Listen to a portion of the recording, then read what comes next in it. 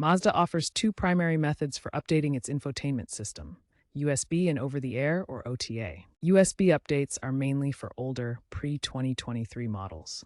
Download the software from Mazda's website, transfer it to a compatible USB drive, then insert the drive into your car and follow the on-screen prompts.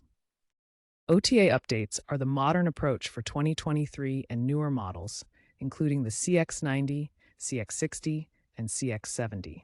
No USB drive is needed. Simply connect to Wi-Fi and updates download and install automatically.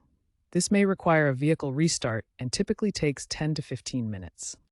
To check if you're on the latest version, navigate to Settings in your Mazda Connect system and check under System Information.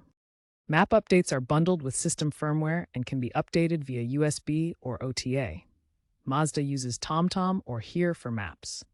Ensure your system is up to date to receive the latest map versions, such as TomTom 2025.02, which include real-time traffic and EV charging station information. CarPlay and Android Auto are available wirelessly on 2023 and newer models, mirroring your smartphone apps for navigation, music, and calls. Newer models feature improved voice control and AI assistant integration. If experiencing connectivity issues, especially in rural areas, ensure you have installed the latest system updates, such as Patch 1.5.3, released in September 2025.